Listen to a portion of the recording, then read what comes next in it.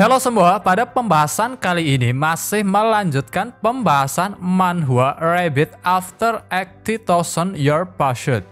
Bagi kalian yang belum menonton pembahasan sebelumnya, disarankan untuk menonton terlebih dahulu agar tahu jalan ceritanya.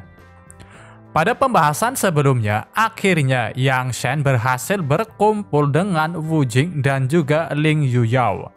Mereka lalu melanjutkan perjalanan untuk menuju ke kuburan iblis. Agar mempersingkat perjalanan, Yang Shen menjinakkan seekor monster piton api ketika gelombang monster datang.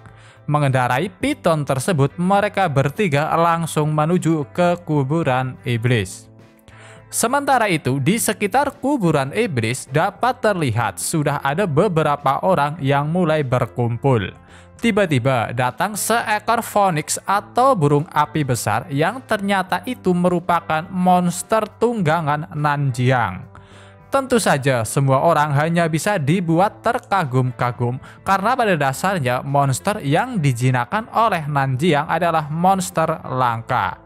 Namun mereka dibuat semakin terkejut setelah piton api, monster yang jauh lebih kuat daripada milik Nanjiang muncul. Bahkan Nanjiang yang awalnya sedang serius mencari kunci iblis hanya bisa terkejut dengan kemunculan piton api. Tahu bahwa yang mengendarainya adalah Yang Shen, semuanya hanya bisa bertanya-tanya, bagaimana bisa dia mengendalikan monster kuat seperti itu. Nanjiang mulai berpikir, apakah mungkin Yang Shen yang bisa mengendalikan piton api mempunyai kunci iblis? Dengan suara halusnya, Yang Shen meminta pada piton api untuk menurunkan mereka. Setelah turun, mendapatkan pujian dari Yang Shen, piton api mulai bersikap manja, di mana hal tersebut hanya bisa membuat semua orang lagi-lagi tercengang melihat tontonan yang tak masuk akal tersebut. Singkat cerita, Nanjiang mendekat dan menyapa. Dengan tenangnya, Yang Shen juga menyapa balik. Melirik ke lubang yang mereka kelilingi, Nanjiang mencoba bertanya, apakah para iblis memilih tempat ini untuk masuk ke dalam bumi? Tetapi Yang Shen menjawab tidak, karena menurutnya lubang besar tersebut digali untuk menyembunyikan harta karun. Gampangnya, lubang besar tersebut adalah tempat yang sedang mereka cari, tetapi karena sekarang sedang tertutup oleh sebuah pelindung, jadi itu terlihat seperti lubang biasa. Salah satu bawahan Nanjiang mulai mengejek argumen Yang Shen karena tidak mungkin tempat seperti itu merupakan tanah harta karun. Bahkan orang-orang di sekitar juga berpikir bahwa kata-kata Yang Shen hanyalah sekedar bualan. Mengeluarkan sebuah teknik yang bahkan saya sendiri tidak tahu, Yang Shen menunjukkan bahwa apa yang dia katakan benar, di mana menerima serangannya, sebuah formasi pelindung terbentuk di sekitar lubang tersebut. Yang Shen menjelaskan bahwa itu adalah Arai Feng Ling. Karena pada dasarnya Arai Feng Ling merupakan formasi yang telah hilang puluhan ribu tahun lalu, Nanjiang lantas bertanya, apakah kau yakin bahwa itu memang benar Arai Feng Ling? Iya, aku yakin sekali ini adalah formasi Feng Ling. Seseorang telah menggunakan Arai Feng Ling untuk mengubah tempat ini menjadi harta Feng Xiu, jawab Yang Shen.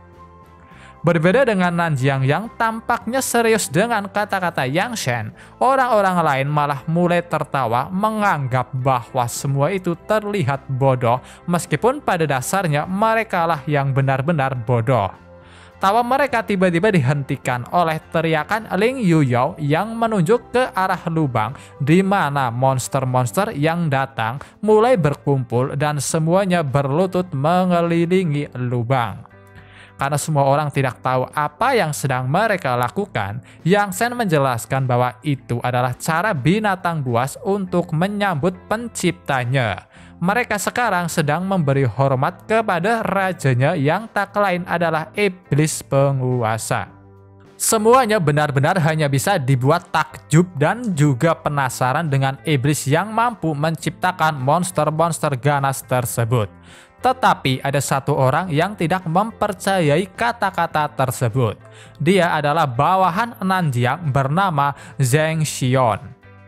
Dia segera menarik pedangnya dan mendekati seekor binatang iblis berbentuk singa untuk memastikan apakah hewan tersebut masih tetap berlutut ketika dilukai. Pertama, dia menusuk singa tersebut. Karena masih tidak melawan, Zheng Xian melanjutkan dengan memotong ekornya, di mana kali ini sang singa mulai meneteskan air mata yang tentunya membuat orang-orang yang melihatnya merasa bersimpati dan tentunya menganggap tindakan Zheng Xian benar-benar sangat kejam. Tetapi pelakunya sendiri melihat itu, malahan dia menjadi lebih bersemangat dan mulai menusuk kembali singa tersebut. Tak tahan lagi, akhirnya Ling Yuyo mencoba menghentikannya, tetapi dia malahan diabaikan hingga pada akhirnya Yang Shen bertindak. Namamu Zheng Xian kan? Apakah kau ingin membunuh monster yang tidak menyerangmu? Apa kau sudah tidak mempunyai harga diri? Aku sarankan agar kau menghentikannya sekarang. Bodohnya, Zheng Xian mengabaikan peringatan tersebut dan malahan dia berkata, "Coba saja jika kau ingin menghentikanku." Menanggapi permintaannya dengan segera, Yang Shen maju dan memukulnya yang membuat semua orang hanya bisa terkejut karena gerakannya begitu cepat. Zheng Xian mulai mengeluh, bahkan dia sampai-sampai membawa-bawa kelompok Tian Meng dalam ancamannya. Tetapi naasnya itu malahan menjadi bumerang baginya, sebab memanfaatkan kesempatan itu, Yang Shen segera menghampiri Nanjiang lalu dengan sengaja meminta maaf karena telah memukul anjingnya. Dengan suasana hati yang bisa dikatakan kurang baik, dia menolak permintaan maaf tersebut dikarenakan Nanjiang sendiri bahkan tidak mengakui Zheng Xian sebagai anjingnya. Semua orang mengira bahwa Nanjiang kesal karena Zheng Xian dipukul. Tetapi tak berselang lama, Zheng Xian malahan ditendang oleh Nanjiang. Karena sebenarnya Nanjiang kesal bukan karena Yang Shen, melainkan Zheng Xian yang membawa-bawa nama Tian Meng ke dalam masalah pribadinya. Setelahnya, Nanjiang tiba-tiba meminta maaf atas kelakuan bawahannya, di mana Yang Shen sendiri tahu Nanjiang sebenarnya memiliki niat tersembunyi dari tindakannya itu, sehingga dia pun segera menanyakannya. "Aku ingin kau bergabung ke dalam Tian Mengku," ucap Nanjiang dengan sikap yang penuh percaya dirinya, di mana itu benar-benar membuat semua orang sangat terkejut sekaligus iri. Tetapi masih tetap pada pendiriannya, Yang Shen menjawab, "Apa kau tidak mendengar jawabanku sebelumnya? Aku kan sudah bilang kalau aku tidak tertarik." Bukannya menyerah, konyolnya Nanjiang malah mulai mengancam bahwa saat ini dia akan memberikan dua pilihan pada Yang Shen. Pilihan pertama, kau bergabung denganku dan bersama-sama membangun perkumpulan. Kedua, jika menolaknya, kau serta teman-temanmu tidak akan hidup dengan damai, kata Nanjiang. Tetap menolak, Yang Shen memberikan peringatan bahwa jika Nanjiang berani menyentuh teman-temannya, maka dia tidak akan melepaskannya. "Itu semua karena aku menginginkan kekuatan. Apapun akan kulakukan demi meraihnya. Di dunia ini orang lemah hanya akan menjadi makanan orang-orang kuat," teriak Nanjiang dengan ekspresi yang penuh percaya diri. Pada akhirnya Yang Shen menantang Nanjiang, di mana jika kalah maka dia mau bergabung. Alasan utama Yang Shen sampai berbuat seperti itu karena dia mengakui tekad Nanjiang, sebab selama 80.000 tahun hanya beberapa orang saja yang bisa dia akui tekadnya. Tak mengetahui kemampuan Yang Shen, orang-orang yang mendengarnya hanya bisa mengatakan bahwa Yang Shen benar-benar gila, otaknya pasti sedang bermasalah. Dengan masih mempertahankan sikap sombongnya, Nanjiang segera menerima tantangan tersebut. "Akan kuberi kesempatan padamu untuk melihat seberapa kuat aku ini," teriak Nanjiang. Begitu dimulai, Yang Shen melepaskan sebuah serangan api, yaitu teknik keheningan hampa. Api yang dikeluarkan olehnya segera melesat ke arah Nanjiang yang masih bersikap angkuh saat dia segera menggunakan teknik segel pengikat. Dengan teknik tersebut, di mana itu adalah teknik segel andalan seni bela diri tingkat tinggi, dia benar-benar sangat yakin ini adalah kekalahan Yang Shen. Sayangnya teknik segel tersebut tidak bisa menghentikan serangan Yang Shen. Menerima langsung serangan tersebut, Nanjiang hanya bisa terlempar ke belakang. Dan meskipun Yang Shen segera menghilangkan tekniknya dengan perbedaan kekuatan yang sangat besar, Nanjiang langsung tak sadarkan diri. Masih berani mengaku kuat, bahkan satu jariku pun kau tidak bisa menyentuhnya, ucap Yang Shen pada Nanjiang yang tepar. Bersamaan dengan itu juga, tiba-tiba dari arah lubang atau makam iblis, pilar cahaya melesat ke langit. Ternyata rai pelindung telah hancur sehingga pintu masuk ke kuburan iblis terbuka yang tentunya membuat semua orang sangat bersemangat. Dengan segera seorang pria berniat menuju ke pintu masuk, tetapi sebelum sampai, dia tiba-tiba diserang oleh binatang-binatang monster yang berusaha melindungi pintu masuk. Dengan begitu banyaknya monster-monster, mereka mulai ragu sehingga tak satu pun dari mereka yang berani maju sembarangan. Sementara itu, di atas pohon, Yan Xiu dan ketua ujian yang tak lain adalah kepala sekolah sedang mengamati. Kepala sekolah berpendapat bahwa karena nampaknya iblis yang sebenarnya belum menampakkan diri, dia menyarankan agar sebaiknya semua orang pulang dan meninggalkan tempat ini. Bahkan Yan Xiu juga setuju karena dia tidak ingin melihat para siswa terancam dalam bahaya.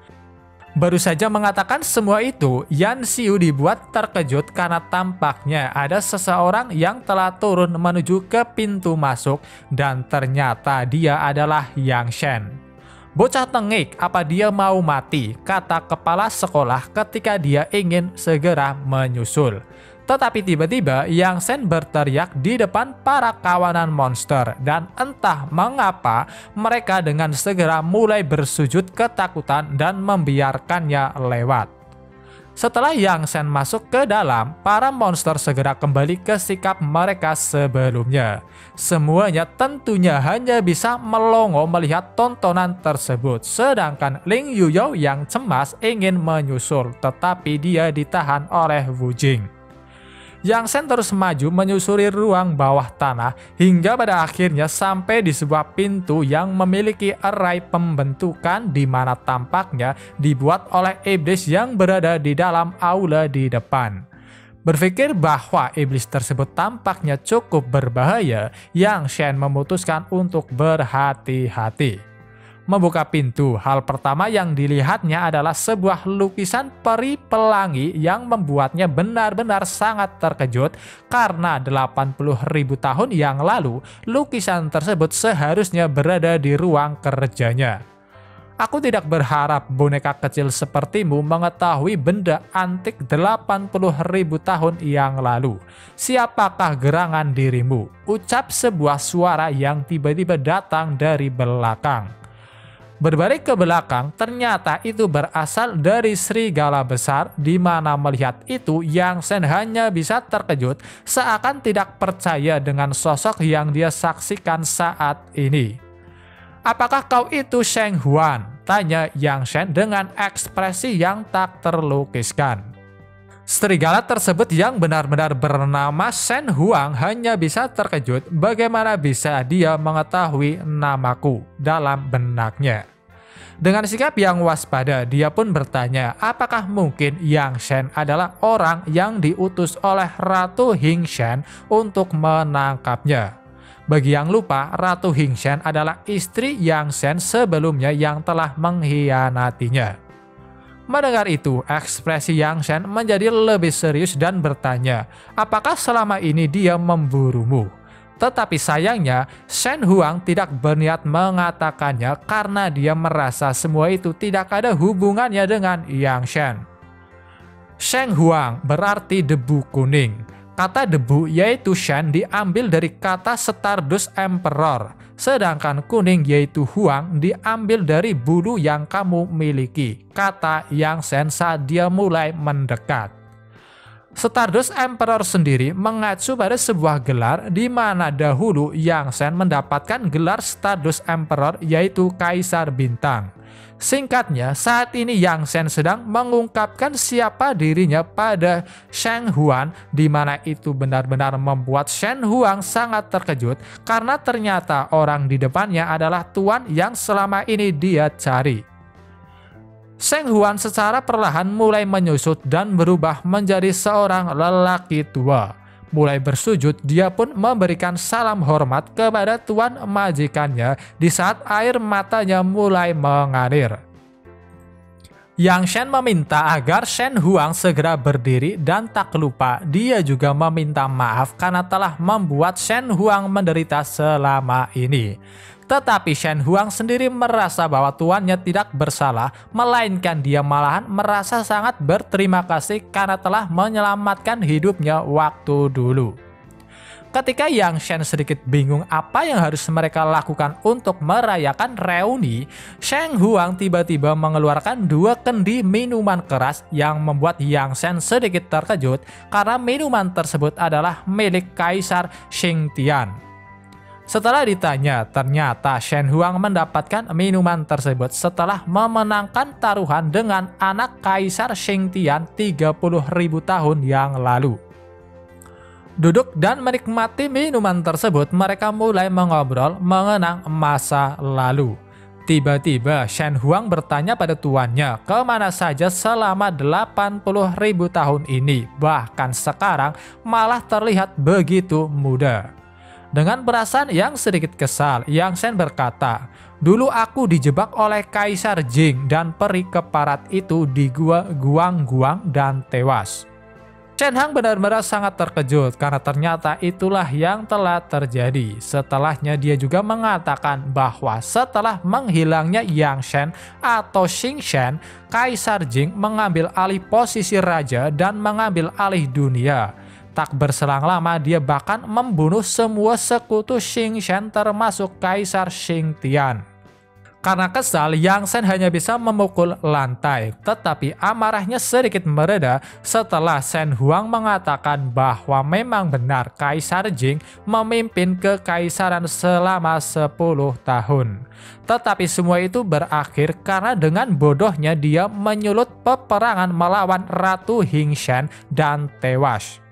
Singkat cerita, mereka terus melanjutkan obrolan di mana karena hidup Shen Huang tidak akan bertahan lama lagi, dia memohon pada tuannya agar segera mengambil jiwa iblis murninya.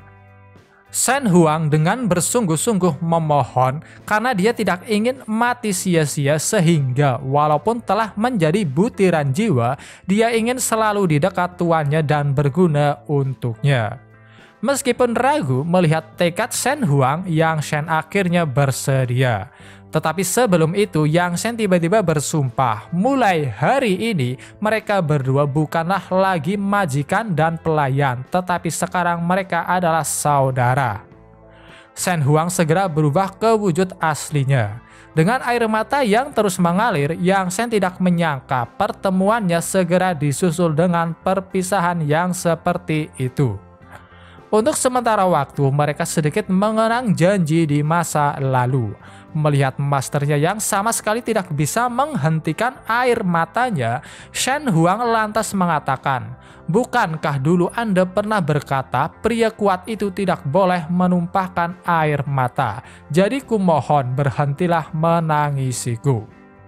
Shen Huang segera memecah jiwa iblis murninya menjadi 10 butir dengan alasan dia takut tubuh Yang Shen saat ini tidak mampu menahan semua kekuatannya. Setelah itu pun, Shen Huang mengucapkan selamat tinggal pada majikannya sebelum dia benar-benar menghilang. Menghapus air matanya setelah menerima 10 jiwa Shen Huang, Yang Shen bersumpah bahwa dia akan selalu merawatnya dengan segenap jiwa dan raganya. Sementara itu di luar makam, Ling Yuyao benar-benar cemas karena sudah 1 jam berlalu sejak Yang Shen memasuki makam. Yan Xiu yang berada di sampingnya berkata agar Ling Yuyao tidak terlalu mencemaskannya karena seharusnya Ling Yuyao sendiri tahu bahwa Yang Shen kuat. Meskipun mengatakan kata-kata seperti itu, sebenarnya Yan Xiu juga khawatir pada keselamatan Yang Shen. Tiba-tiba seorang siswa bertanya pada Yan Xiu, apakah benar mereka harus tetap menunggu Yang Shen keluar? Karena pada dasarnya ketika mereka menunggu, mereka juga berada di situasi yang berbahaya sebab ada kemungkinan monster-monster buas yang menjaga pintu masuk menyerang mereka. Setelahnya satu demi satu mulai ikut memprotes juga karena mungkin Yang Shen sebenarnya sudah mati di dalam.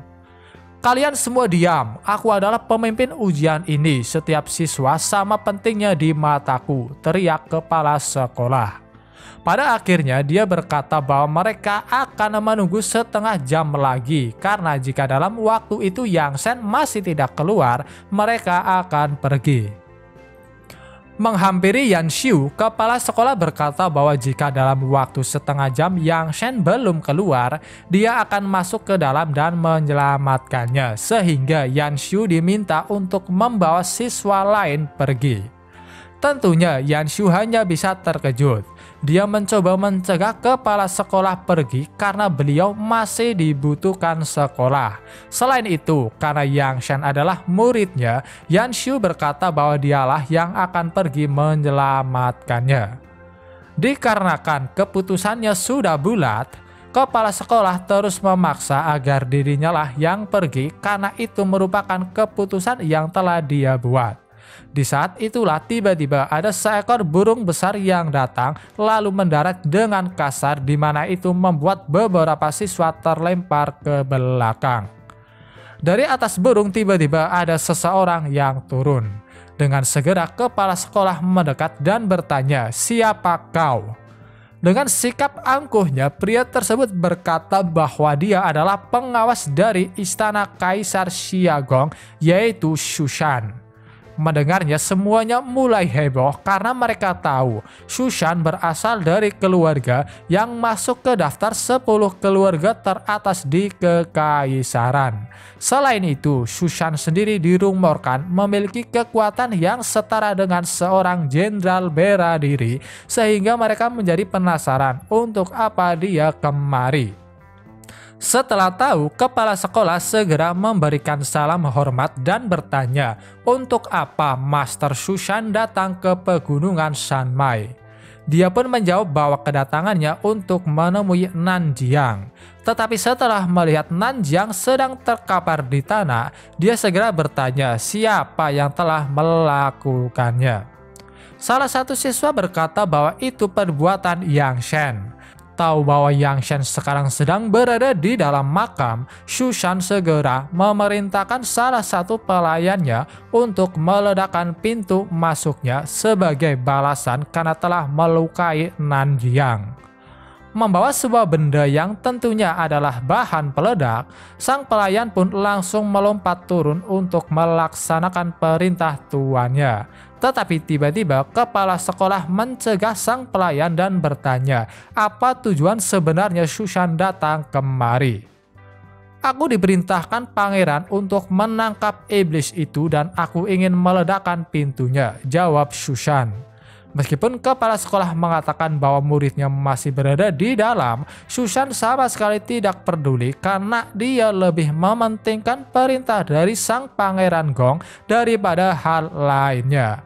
Pada akhirnya, kepala sekolah memukul sang pelayan yang masih mencoba mendekat untuk meledakkan pintu masuk. Hal itu benar-benar memancing amarah Shushan sampai-sampai akhirnya perselisihan mereka berdua tak terelakkan. Shushan segera menyerang menggunakan teknik di mana bisa dibilang dia melepaskan teknik roh api berbentuk ular. Menghadapi serangan yang datang, kepala sekolah juga mencoba menahannya menggunakan tekniknya yang berbentuk banteng. Tetapi ternyata tujuan Shushan bukanlah kepala sekolah, melainkan bahan peledak yang telah terlempar, dan dengan itu Shushan berhasil membakar sumbu dari peledak. Melihat peledak mulai terbakar, semua orang berbondong-bondong melarikan diri. Bahkan Shushan dan kelompoknya juga mengambil jarak agar tidak terkena ledakan. Yanshu hanya bisa bingung apa yang harus dia lakukan. Adapun kepala sekolah, setelah membulatkan tekadnya, dia segera mengambil bahan peledak dan membawanya terbang ke atas langit. Intinya, dia berniat meledakkan dirinya bersama peledak tersebut agar semua siswa bisa selamat. Tentunya Yanshu berusaha mencegahnya, tetapi hasilnya tetap sia-sia. Yanshu, dengan ini semua murid akan selamat. Ingat pesan terakhirku ini agar selalu menjaga murid-murid dengan baik, ucap kepala sekolah pada Yanshu. Tak butuh lama, akhirnya kepala sekolah meledak di atas langit, di mana tentunya dia langsung mati tak tersisa. Sebagai simpati kita pada kematian kepala sekolah yang sudah sangat berdedikasi sebagai seorang guru, setidaknya kita harus mengetahui nama dari pahlawan tersebut, karena dari awal kemunculannya kepala sekolah sama sekali belum menyebutkan namanya. Adapun namanya, di akhir kematiannya kepala sekolah berkata bahwa namanya adalah Zheng Xunshan, orang tua dari Akademi Tianjing. Oke, kita lanjut. Yanshu hanya bisa meratapi kematian Zheng Xunshan saat air matanya tak ada henti-hentinya mengalir. Ling Yuyou dan Wu Jing juga benar-benar sangat terkejut melihat pengorbanan kepala sekolah. Di sisi lain, Shushan malahan mulai menganggap bahwa tindakan Zheng Xunshan benar-benar sangat idiot. Karena kesal, Yanshu segera menarik pedangnya dan mulai menyerang Shushan. Sayangnya dengan perbedaan kekuatan yang jauh, Yanshu dihempaskan hanya dengan satu ayunan tangan. Setelah memberikan sedikit ancaman, Shushan segera melompat ke bawah, tetapi bersamaan dengan dia juga mengambil pedang milik Yanshu yang terjatuh. Ling Yuyou ikut melompat ke bawah dan menghadang Shushan. Aku tak akan membiarkanmu menyakiti Yang Shen. Jika kau ingin melakukannya, kau harus melewatiku terlebih dahulu, ucap Ling Yuyou saat dia mengarahkan pedang ke arah Shushan, yang tentunya membuat orang-orang di sekitar menganggapnya gila, kecuali Wu Jing yang memintanya untuk segera kembali. Tahu bahwa Ling Yuyou berasal dari keluarga Ling, Shushan sedikit sopan lalu berkata bahwa dia tidak akan melakukan apapun padanya jika mau menyingkir. Sayangnya Ling Yuyou segera menolaknya karena di pikirannya saat ini hanya berisi tentang dirinya yang harus melindungi Yang Shen. Mengumpulkan api di telapak tangannya, Shushan segera maju untuk menyerang. Ling Yuyou sendiri yang sadar tidak mungkin bisa menang melawan Shushan, mulai menutup matanya. Yang Shen, ini adalah giliranku untuk melindungimu. Kuharap kau akan mengingatku, ucap Ling Yuyou di dalam benaknya. Tetapi untungnya sebelum Ling Yuyou benar-benar menerima serangan, Yang Shen muncul dan langsung menendang muka Shushan yang membuatnya terlempar. Ling Yuyou hanya bisa menangis karena dia mengira Yang Shen telah tiada. Setelahnya dia juga mengatakan bahwa kepala sekolah sudah tiada, yang benar-benar membuat Yang Shen sangat terkejut. Tahu bahwa pelakunya adalah Shushan, di mana dia yang mencoba meledakkan makam dengan dinamit sehingga kepala sekolah mengorbankan diri untuk menghentikannya, Yang Shen segera mengeluarkan pedangnya dan mulai bergerak maju untuk membalasnya. Di situasi itu, orang-orang mulai memperingati Yang Shen bahwa lawan yang dia lawan adalah seorang seniman bela diri. Bahkan Wu Jing mulai berteriak cemas karena guru saja bukan tandingannya. Shushan dipenuhi dengan kepercayaan diri melihat Yang Shen yang ingin beradu senjata. Dia pun segera mengeluarkan teknik pedang sejati di mana dia menciptakan sebuah pedang yang ukurannya lebih besar daripada pedang iblis milik Yang Shen. Merasa bahwa Shushan tampaknya benar-benar ingin membandingkan ukuran, Yang Shen hanya bisa tersenyum senang sebelum dia segera menciptakan pedang sejati miliknya, di mana tentunya pedang tersebut memiliki ukuran sebesar gunung dan mengambang di atas langit. Semuanya hanya bisa dibuat melebarkan mata mereka melihat betapa besarnya pedang tersebut, tak terkecuali Shushan yang juga mulai meneteskan keringat dingin dari tubuhnya. Yang Shen tiba-tiba berkata bahwa ini merupakan pertama kalinya dia mengeluarkan teknik pedang tahap 1 dengan kekuatan penuh yang dia namai Divine Ruler. Bersama dengan Yang Shen yang mengayunkan pedang iblisnya, Divine Ruler juga melesat menuju ke arah Shushan. Dengan mudahnya, Divine Ruler menghancurkan teknik pedang milik Shushan yang akhirnya terus melesat sampai benar-benar membunuh Shushan. Dengan itu, akhirnya pertarungan selesai di mana semua orang seakan-akan tidak percaya Yang Shen benar-benar bisa membunuh seorang seniman bela diri. Kepala sekolah, sekarang Anda bisa tenang karena murid Anda telah membalaskan dendam Anda, ucap Yan Xiu dengan air matanya yang mulai mengering. Singkat cerita, akhirnya ujian pun selesai. Beberapa murid dan juga guru memberikan penghormatan terakhir pada mendiang kepala sekolah. Tak berselang lama setelah Yang Shen berdoa, tiba-tiba ada seseorang yang mencarinya dan ternyata itu adalah Pangeran Gong bernama Jiang Yu. Setelah bertemu langsung dengan Yang Shen, dia tiba-tiba berkata, "Kau telah menyakiti anakku dan membunuh pengawalku. Sekarang kau harus ikut bersamaku dan memberi penjelasan." Dia pun segera memerintahkan bawahannya untuk menangkap Yang Shen, tetapi tiba-tiba Yan Xiu bergerak ke depan untuk menghentikannya. Dengan sopan dia berkata pada Jiang Yu bahwa alasan dibalik tindakan Yang Shen itu karena bawahan Jiang Yu yang tak lain Shushan telah membunuh kepala sekolah. Tetapi Jiang Yu sama sekali tidak peduli karena dia lebih mementingkan harga dirinya. Pada akhirnya, karena Yan Xiu terus melakukan pembelaan, Jiang Yu yang kesal sedikit mengancam, "Aku tidak melibatkan akademi. Itu berarti aku masih mengampuni kalian. Jadi jika kalian masih melawan, maka aku akan menghukum seluruh akademi." Mendengar itu, tentunya semua orang hanya bisa panik dan sebisa mungkin membujuk Yan Xiu agar dia menghentikan tindakannya. Bingung harus berbuat apa, tiba-tiba Yang Shen menenangkannya. Dengan segera dia pun bergerak maju menghadap Jiang Yu. "Kau yakin ingin menghukumku? Kuharap kau tidak menyesal," ucap Yang Shen yang benar-benar membuat Jiang Yu sangat kesal. Di saat itulah tiba-tiba seseorang datang dan mengatakan bahwa dekrit kekaisaran telah tiba. Mendengar kata dekrit kekaisaran, seketika semua orang kecuali Yang Shen berlutut. Jiang Yu hanya bisa bingung kenapa Yang Mulia Kaisar mengeluarkan dekrit kekaisaran, sehingga apakah ada sesuatu yang mendesak.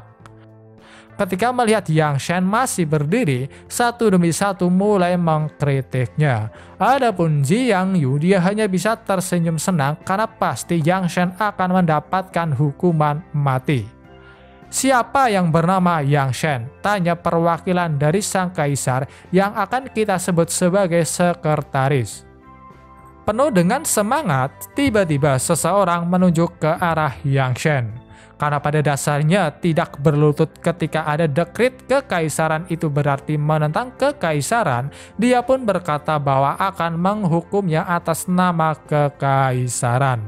Naasnya setelah itu pria tersebut langsung terbunuh ditebas oleh prajurit yang mengawal. Sedikit kesal, sekretaris berkata bahwa ketika ada dekrit kekaisaran, Yang Shen tidak perlu untuk berlutut. Tentunya hal itu benar-benar membuat semua orang hanya bisa terkejut. Bahkan Jiang Yu menjadi heran kenapa bajingan ini mempunyai hubungan yang dekat dengan kaisar, karena bahkan setiap kali ada dekrit kekaisaran dia harus berlutut. Tetapi tak berselang lama, keterkejutan mereka bertambah setelah sang perwakilan membaca dekrit di mana tertulis jelas atas nama Yang Mulia, Yang Shen diundang untuk pergi ke kaisaran. Siapa sebenarnya orang ini? Pantas saja dia mengatakan padaku agar tak menyesal, ucap Jian Yu dalam benaknya.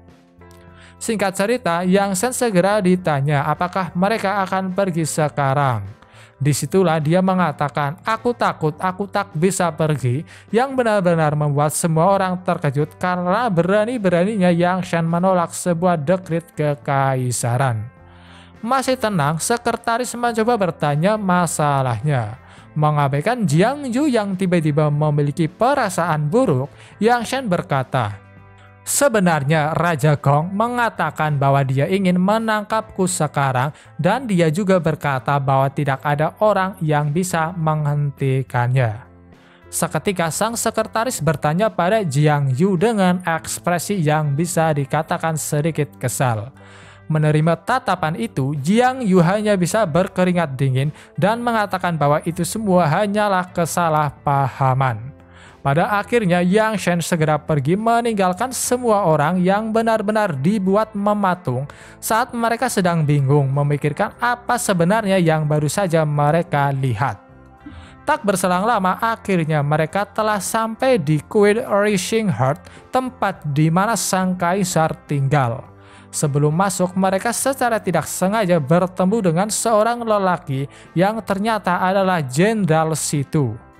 Yang Shen sama sekali tidak peduli dengan kehadirannya, sehingga dia pun terus bergerak untuk memasuki istana. Karena penasaran, Jenderal Situ bertanya siapakah dia. Sekretaris lalu menjawab bahwa dia adalah tamu yang mulia. Singkatnya, setelah itu Jenderal Situ mencoba menghentikan Yang Shen dengan alasan bahwa karena dia adalah orang pertama yang datang dan telah menunggu selama 1 jam, sehingga seharusnya dirinya lah yang pertama kali bertemu dengan sang kaisar. Sekretaris segera menjelaskan bahwa Yang Shen adalah tamu penting yang bahkan kedatangannya karena dekrit kekaisaran. Sayangnya Jenderal Situ terus ngeyel bahwa dirinya lah yang jauh lebih penting sebab dia juga telah menjadi tangan kanan Yang Mulia Kaisar dari kekaisaran Qiu Feng. Terus mengoceh, Jenderal Situ akhirnya menghampiri Yang Shen hingga akhirnya keributan mereka dihentikan oleh suara sang kaisar. Siapa yang membuat keributan di sini? Tanya sang kaisar. Dengan segera sekretaris dan Jenderal Situ berlutut. Jenderal Situ lalu mengatakan tentang kedatangannya yang ingin bertemu. Adapun sang sekretaris berkata bahwa Tuan Yang Shen telah datang. Kenapa tidak mengatakannya dari tadi? Aku akan menyambutmu sendiri, ucap sang kaisar yang entah mengapa membuat Jenderal Situ sangat percaya diri bahwa sang kaisar membicarakan tentang dirinya. Bahkan sampai sang sekretaris berkata pada Yang Shen bahwa tampaknya mereka harus menunggu sebentar.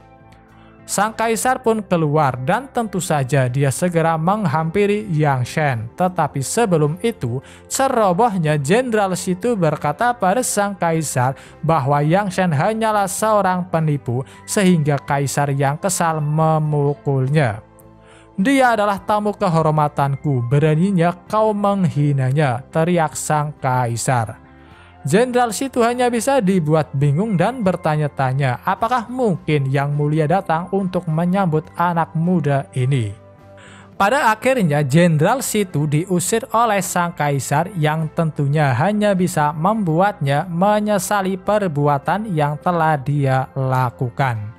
Dengan sikap paling ramahnya sang kaisar pun mengundang Yang Shen masuk ke dalam. Di aula kekaisaran, sang kaisar mulai bersujud meminta maaf atas kelakuan kasar jenderal itu sehingga dia pun siap dihukum. Akan tetapi, Yang Shen yang dengan santainya duduk di atas tidak mempermasalahkannya karena mereka juga tidak mengetahui siapa dia sebenarnya. Langsung ke permasalahan utama, Yang Shen segera bertanya apa yang sebenarnya kaisar inginkan darinya sampai-sampai membuat dekrit untuk memanggilnya. Singkat cerita, sang kaisar dengan cemas mulai mengatakan bahwa saat ini kekaisaran Xingfeng sedang dalam masalah. Mendengar masalah itu, Yang Shen yang awalnya bersikap santai menjadi sedikit terkejut karena ternyata masalah yang sedang dibicarakan dikarenakan tampaknya sang kaisar telah kehilangan kontak dengan Raja Iblis yang tak lain adalah Shen Huang. Dengan tenangnya, Yang Shen mengatakan bahwa mulai sekarang sang kaisar tidak perlu menghubunginya karena Shen Huang telah tiada. Berita itu benar-benar membuat sang kaisar sangat terkejut karena dengan kematian Shen Huang, siapa yang akan melindungi kekaisaran Xingfeng dari ancaman musuh? Tetapi Yang Shen berkata agar tidak terlalu mengkhawatirkan akan hal itu karena selama dia ada di sini tidak akan ada sesuatu yang terjadi pada kekaisaran. Singkatnya, Yang Shen berpikir bahwa karena Shen Huang telah menjaga negara ini, maka sekarang dia yang harus menjaganya untuk Shen Huang. Setelah itu pun Yang Shen segera kembali meninggalkan sang kaisar yang sedang berlutut di lantai mengucapkan rasa terima kasih. Setelah keluar, Yang Shen berniat kembali untuk memurnikan eliksir agar bisa menerobos ke tahap selanjutnya dalam waktu 1 bulan. Di saat itulah tiba-tiba dia menerima sebuah surat yang ternyata surat undangan ke pesta ulang tahun Luo Lao atau Liu Luji, ketua dari Asosiasi Alkimia.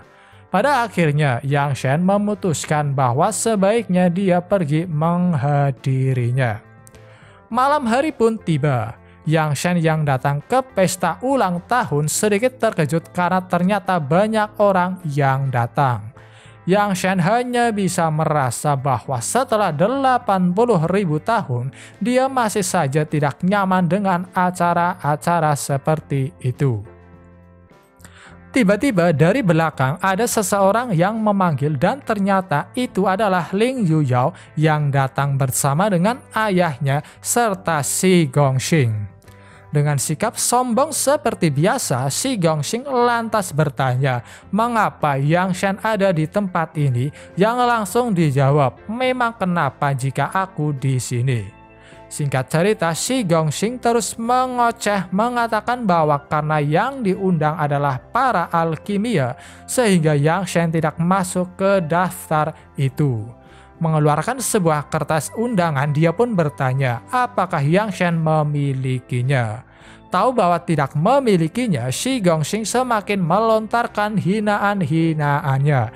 Bahkan dia menjadi lebih bersemangat ketika Yang Shen berkata alasan dia tidak memiliki undangan karena dia diundang langsung. Kau takkan bisa jadi orang besar jika kau suka bicara yang tak masuk akal, ucap ayah Ling Yuyao merendahkan Yang Shen.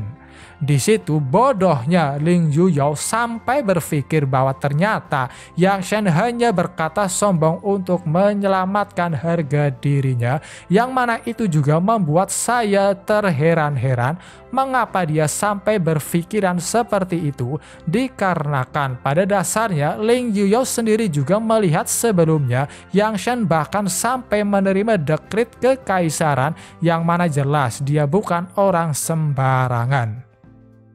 Pada akhirnya, mengabaikan Shi Gongxing yang terus menggonggong, tiba-tiba datanglah seorang pelayan dari Asosiasi Alkimia menyambutnya.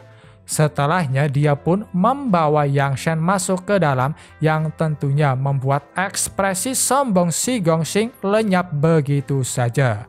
Hal itu juga membuat Ling Yuyao beserta ayahnya hanya bisa terkejut. Tak terima, si Gongxing yang marah berusaha mengikuti karena dia yakin Yang Shen pasti memiliki sebuah trik, karena bahkan dirinya yang merupakan tuan muda keluarga langit sama sekali tidak mendapatkan sambutan.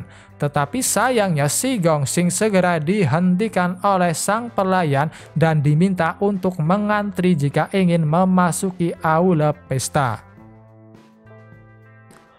Oke semua, mungkin cukup sampai di sini dulu video pembahasan kali ini. Terima kasih buat kalian yang sudah menonton dan sampai jumpa lagi di video berikutnya.